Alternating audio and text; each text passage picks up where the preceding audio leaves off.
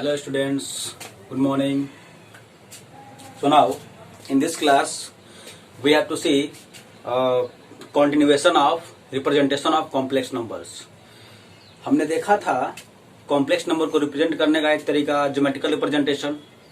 उस कॉन्टेक्स्ट में हमने देखा आर्गुमेंट आ गया. सो आर्गुमेंट पे आपकी चर्चा चली. अब हमें देखना है vectorial form, polar form and Euler form. ठीक है. सो यही तीनों बातें हमने यहाँ पर डिस्कस करा हुआ है. एक एक करके देखते हैं.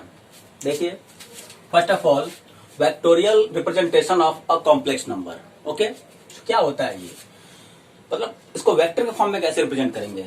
एक चीज मुझे बताइए, आप लोगों ने फिजिक्स में पढ़ा होगा वेक्टर फॉर्म. तो आप किस क्वांटिटी को बोलते हो वेक्टर? वो क्वांटिटी को बोलते हो आप वेक्टर जिस क्वांटिटी को magnitude as well as direction दोनों बातों की आवश्यकता पड़ती है, उसे आप बोलते हो वेक्टर क्वांटिटी. ठीक है. मतलब वेक्टर के लिए किन दो बातों की आवश्यकता है? Magnitude and direction. ठीक है. तो अगर ये चीजें, ये दो बातें अगर कोई और है क्वांटिटी, अगर ये चीजों की आवश्यकता उसे भी है, तो उसको भी शायद हम वेक्टर के फॉर्म में रिप्रेजेंट कर सकते हैं. ठीक है, देखते हैं. So a complex number z is equal to x plus I Y को आप रिप्रेजेंट कैसे करते हो? तो किसी पॉइंट से, कॉम्प्लेक्स प्लेन कहो, आर्गेंट प्लेन कहो, ठीक है, गॉसियन प्लेन कहो, उसमें आप किसी पॉइंट से करते हो. ठीक है. मान लो ये पॉइंट P है, आपका x, y से रिप्रेजेंटेड है कॉम्प्लेक्स नंबर. आप क्या करो, O से P को ज्वाइन कर दो, ये लाइन सेगमेंट बना. ठीक है. तो ये जो कह सकते हो P का एक तरह से देखा जाए तो P का पोजीशन है, P का पोजीशन वेक्टर OP है. P का पोजीशन वेक्टर OP कह सकते हैं आप कैसे बोलते हैं पोजीशन वेक्टर? किसे बोलते हैं पोजीशन वेक्टर? तो पोजीशन वेक्टर क्या होता है? तो किसी पॉइंट का पोजीशन होता है. अब कैसे फाइंड करेंगे उस पॉइंट का पोजीशन वेक्टर? तो उस पॉइंट को हम क्या करेंगे? ज्वाइन कर देंगे. कहां से? Reference point, that is origin से. तो वो ओरिजिन से होते हुए उस पॉइंट तक का वो जो होता है लाइन सेगमेंट, वो क्या कहलाता है? पोजीशन कहलाता है. वो लाइन पोजीशन कहलाएगा किसका? P का. दैट इज पोजीशन वेक्टर कहलाएगा. O से P की तरफ अगर आप डायरेक्शन कर दे रहे हो तो. ठीक है. तो वही बात हमने कहा यहाँ पर. तो लेटर कॉम्प्लेक्स नंबर Z भी represented by the position vector OP of the point P in a 2D plane. कर सकते हैं, हमेशा करते हैं हम लोग ऐसा. क्यों? क्योंकि इसको किन दो चीजों की आवश्यकता है? Magnitude that is modulus. Actually में OP का मॉड क्या देगा? OP का मॉड क्या होता है? कॉम्प्लेक्स नंबर का मॉडुलस कहलाता है. अच्छा, और ये जो OP है, positive direction of x axis से जो एंगल बना रहा है, वो एंगल क्या कहलाएगा? इसका आर्गुमेंट. तो मतलब क्या हुआ? ये जो लाइन है, इसके लिए दो बातों की आवश्यकता दिख रही है ना आपको? दो बातें इसके लिए दिख रही है ना? आवश्यकता नहीं, दो बातें इसके लिए दिख रही है. क्या क्या? मैग्नीट्यूड, इसका लेंथ जो बता रहा है इसका मैग्नीट्यूड, और इसका डायरेक्शन कि कितना एंगल बनाते हुए जा रहा है, ये कितना एंगल बनाते हुए. अगर कोई दूसरा कॉम्प्लेक्स नंबर होगा तो जरूरी तो नहीं कि वो भी हमेशा एंगल थीटा ही बनाएगा. हो सकता है कि ये यहां पर होगा तो इसका पोजीशन तो बदल गया, इसका मॉडुलस भी बदल जाएगा और इसका एंगल भी बदल गया. तो ये दूसरा वेक्टर है ना? तो बात समझ में आ रही है? तो ये है वेक्टर फॉर्म. लेकिन कहोगे सर इसका मतलब क्या है? बहुत बड़ा मतलब है. आपने जैसे अभी तो नहीं पढ़ा है आपने सर्कल का इक्वेशन, स्ट्रेट लाइन का इक्वेशन पढ़ना है आपको अभी, पैराबोला, हाइपरबोला, ये सब पढ़ना है. ठीक वही सारी बातें लगभग आपको डिस्कस करनी होंगी कॉम्प्लेक्स के फॉर्म में, वेक्टर के रूप में. वेक्टर के रूप में कॉम्प्लेक्स के फॉर्म में आपको ये सारे इक्वेशन बताए जाएंगे. आई थिंक ये सिलेबस है आपका जेई एडवांस का, संभवतः. अच्छी बुक देखिएगा कोई, उसमें आपको ये मिलेगा, कंटेंट के रूप में मिलेगा. और नहीं तो ग्रेजुएशन आप करेंगे तो ग्रेजुएशन में आपको सेकेंड ईयर या थर्ड ईयर में कहीं आपको देखने को मिलेगा ये चीज, कॉम्प्लेक्स नंबर को रिप्रेजेंट करना वेक्टर फॉर्म में. हाँ, वो डिपेंड करता है टीचर पे कि टीचर आपको वो सारी बातें बताता है या नहीं बताता है. खैर हमने तो सीखा है, खैर कोई बात नहीं. वो सब बातें हम यहाँ डिस्कस नहीं कर पाएंगे, टाइम नहीं है, क्योंकि ये अलग में एक पॉइंट है. इसको पढ़ाने के लिए हमें कम से कम 20 दिन चाहिए, कम से कम 20 दिन चाहिए. और उसमें भी आपको क्या चाहिए कि मुझे वो सारी बातें बोलनी पड़ेंगी जो मुझे 2D में बोलनी है. मतलब लाइन का इक्वेशन, सारी बातें, लाइन हो गया, पैराबोला हो गया, सर्कल हो गया, सारी बातें बोलनी पड़ेंगी, क्योंकि वो जब जान जाएंगे आप रियल नंबर के केस में, तभी जाकर आप कॉम्प्लेक्स के केस में आप वो सब बातें बोल पाएंगे, सीख पाएंगे। ठीक है, ओके। सो ये हमारा मेन कंसर्न नहीं है यहाँ पर। मेन कंसर्न हम लोग हैं किसके लिए? पोलर फॉर्म के लिए। ओके, सो देखते हैं पोलर फॉर्म क्या है।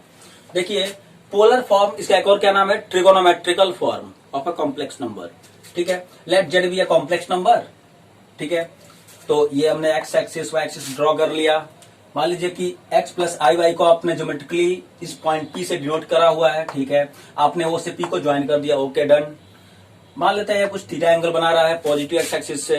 ठीक है, मान लेते हैं ओपी, मानना क्या है?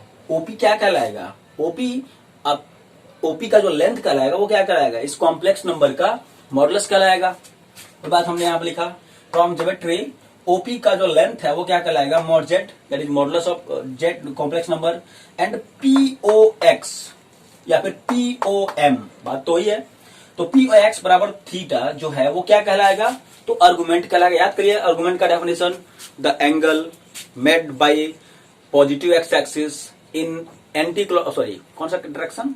Anti clockwise sense is termed as argument of a complex number. तो देख रहे हैं यहाँ पर थीटा क्या है? पॉजिटिव एक्स एक्सिस से कुछ एंगल बना रहा है, एंटी क्लॉकवाइज ही बना रहा है, तो थीटा इज आर्गुमेंट कहलाएगा। Okay, now see this triangle P से हमने एक काम किया है, ड्रॉ किया है परपेंडिकुलर। पी से मैंने ड्रॉ किया है परपेंडिकुलर, तो आप देखेंगे कि ओपीएम एक राइट एंगल्ड ट्रायंगल है। ठीक है, तो यहां से आप बोल सकते हो कॉस थीटा बराबर OM, base by hypo, base OM. ये बताइए, अगर आपने बोला है कि पॉइंट पी का ये है कोऑर्डिनेट है एक्स, वाई है, तो ये लेंथ एक्स होगा, ये लेंथ वाई होगा ज्योमेट्री से।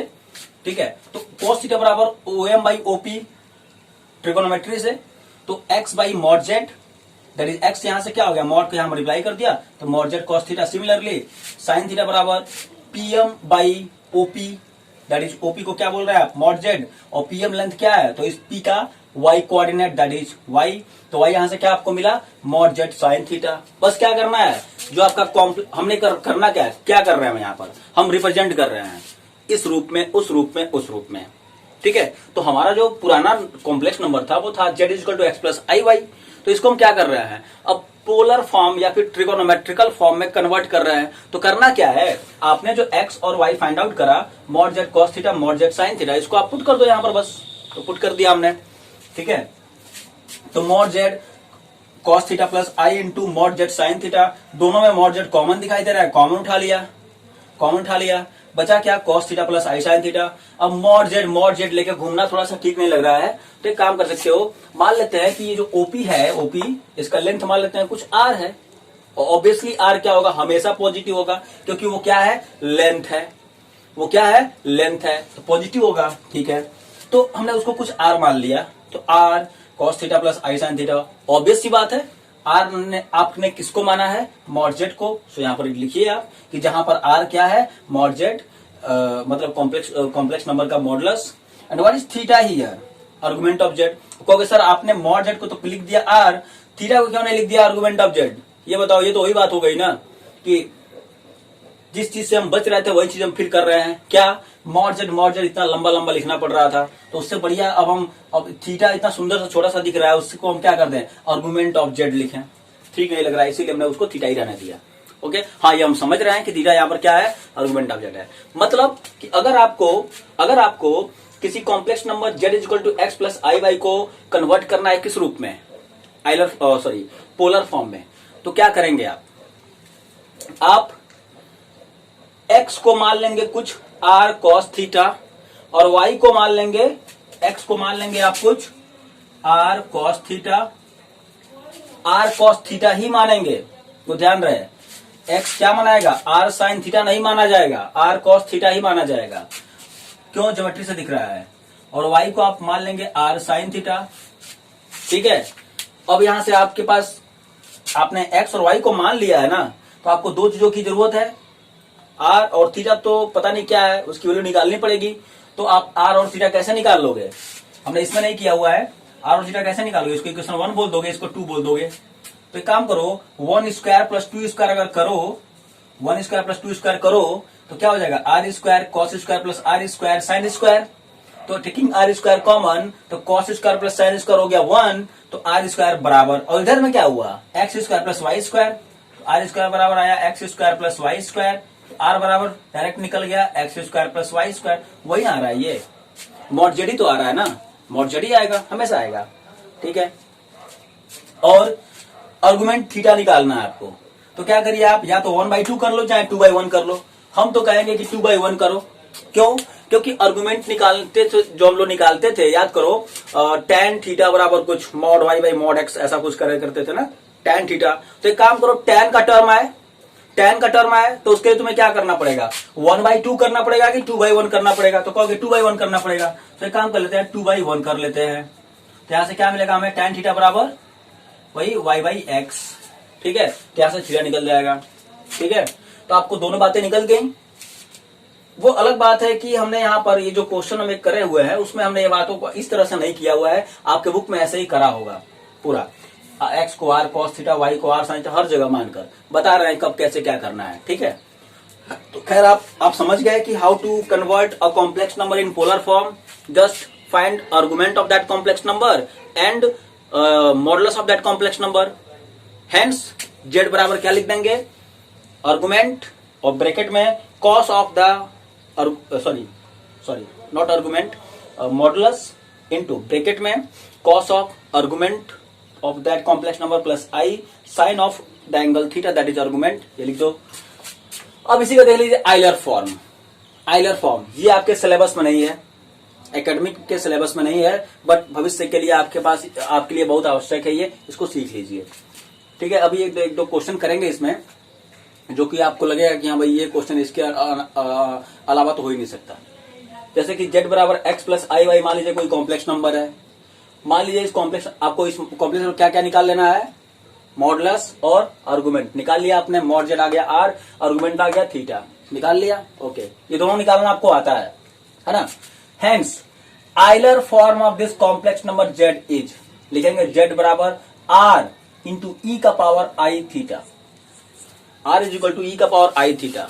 ये हम लोग चाहे तो ये हम प्रूव कर सकते हैं, बट इसको प्रूव करने के लिए हमें बोलना पड़ेगा डिमायवर्स थ्योरम। ये भी आपके सिलेबस में नहीं है, बट आई थिंक एडवांस के सिलेबस में है ना। तो डिमायवर्स थ्योरम से ये सारी बातों को डिस्कस कर सकते हैं हम लोग कि हाँ ये कैसे आया। खैर आपको उससे मतलब नहीं है, आप जानिए किसी कॉम्प्लेक्स नंबर का आइलर फॉर्म क्या होता है, क्योंकि आइलर फॉर्म अगर आप जान गए तो बहुत सारी बातों को प्रूव करना आपके लिए बहुत आसान हो जाएगा, ठीक है। तो जेड बराबर आर इंटू ई का पावर आई थीटा, ओके, ऐसे लिखेंगे आप। नाउ एक क्वेश्चन करते हैं, right -1 minus i in polar form as well as Euler form. आपसे जो एकेडमी में क्वेश्चन होगा बस इतना ही पूछेगा, पोलर फॉर्म, ये नहीं पूछेगा, ये चीज नहीं पूछेगा, ठीक है। तो खैर हमने दोनों बात कर दिया। तो जेड बराबर -1 माइनस आई, तो आप क्या करोगे, अगर ये क्वेश्चन आपको अलग से आता है 4 मार्क्स में, तो आप डायरेक्ट मॉड जेड निकालकर अल्फा निकालकर नहीं करेंगे, थोड़ा सा स्पेस बढ़ा दीजिएगा। तो वो कैसे बढ़ेगा, आप जो ऐसे यहाँ पर जो हमने बोला था अभी, x को क्या मान लीजिए r cos theta, what is x here -1, सो -1 को आप मान लेंगे यहाँ पर r cos थीटा, और -1 फिर से है, आई का कोएफिशिएंट -1 ही है, उसको आप मान लीजिए r sin थीटा। बस आप r और थीटा यहाँ से गेट कर लीजिए, क्या करके, वही स्क्वायरिंग जैसे हमने यहाँ पर किया था, तो r निकल गया, और फिर 2/1 किया तो आपको थीटा निकल गया। अब r और थीटा आपका निकल गया, फिर आप क्या कर लोगे, वही जो हमने यहाँ पर किया हुआ है, r और थीटा आपका निकल गया, बस argument of Z, sorry r और थीटा निकल गया, मतलब आर्गुमेंट निकल गया और मॉड जेड निकल गया। सो पोलर फॉर्म क्या हो गया आपका, सीधे सीधे r into cos of argument plus I into sine of argument. तो क्या हो गया आपका √2 cos -3π/4 प्लस आई साइन -3π/4। अब कहोगे ये सब कहां से आ गया, तो देखते हैं एक बार अब। तो देखिए जेड बराबर -1 माइनस आई है ना, तो रूट मॉड जेड क्या हो जाएगा, रूट में -1 का whole square plus again i का कोएफिशिएंट -1 का होल स्क्वायर, दैट इज कितना आ गया, √2 हो गया। क्लियर। नाउ फॉर आर्गुमेंट, तो कहते हो आर्गुमेंट निकालना उतना आसान नहीं होता है, इसमें आपको बहुत सारी बातें करनी होती है चेक, जैसे कि वो कॉम्प्लेक्स नंबर किस क्वाड्रेंट में है ना। तो वो सब करने से पहले आप एक एक्यूट एंगल अल्फा निकालते हो, क्या करके, tan अल्फा बराबर मॉड y बाई एक्स करके, पहले आप ये काम करते हो, एक्यूट एंगल अल्फा निकालते हो, उसके बाद आप सोचते हो कि आपका कॉम्प्लेक्स नंबर कौन से क्वाड्रेंट में है, उसके अनुसार आप आंसर बोलते हो, कभी माइनस अल्फा, कभी पाई माइनस अल्फा, कभी माइनस ब्रैकेट में पाई माइनस अल्फा, ऐसा कुछ बोलते हो।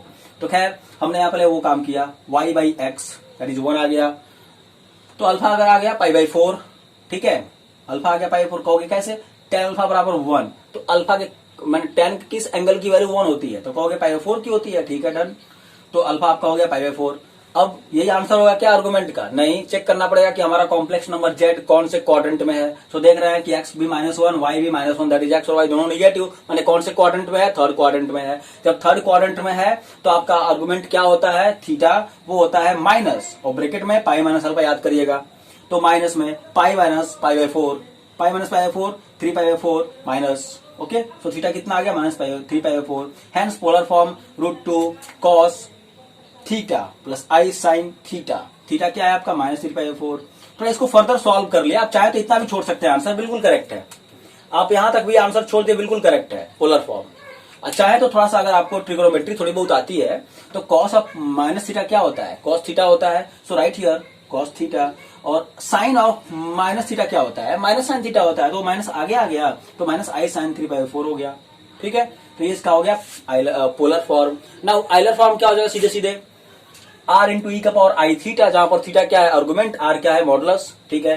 तो z बराबर सीधे सीधे क्या हो गया, √2 मॉडुलस ई का पावर माइनस आई, और माइनस क्यों बोल रहा है कि थीटा बराबर निकला है ना -3 पाई बाई 4, 3 पाई बाई 4, तो minus I 3 pi by 4 answer, ठीक है। इस पर एक क्वेश्चन है, अगर आपको कहा जाए कि फाइंड आई टू पावर आई के पावर आई की वैल्यू फाइंड करिए, कहोगे ये कौन सा सवाल हुआ, आई स्क्वायर तो हम निकालना जानते हैं, आई क्यूब निकालना जानते हैं, आई टू 4 निकालना जानते हैं, ये सब जानते हैं, आई के पावर इतना लिखा हो वो भी निकाल लेंगे, लेकिन ये कैसे निकालेंगे, ठीक है, ठीक है, ये कैसे निकालेंगे। तो मैं आपको हिंट कर रहा हूं, मैं करूंगा नहीं, मैं हिंट कर रहा हूं आपको कि इस क्वेश्चन को आप करिए आइलर फॉर्म से, आइलर फॉर्म से आप खुद करके और मुझे तुरंत भेजिए सोल्यूशन, देखें कौन कौन कर रहा है, ठीक है, ओके। बाकी बातें हम लोग डिस्कस करेंगे। एक्चुअली बाकी में क्या बचा हुआ है, एक छोटी सी बात बचा हुआ है, स्क्वायर रूट किसी कॉम्प्लेक्स नंबर का कैसे निकालते हैं, किसी कॉम्प्लेक्स नंबर को अगर हम आयोटा से मल्टीप्लाई कर देंगे तो क्या होगा, और एक और बात, प्रॉपर्टी ऑफ आर्गुमेंट, ठीक है, ओके, थैंक यू।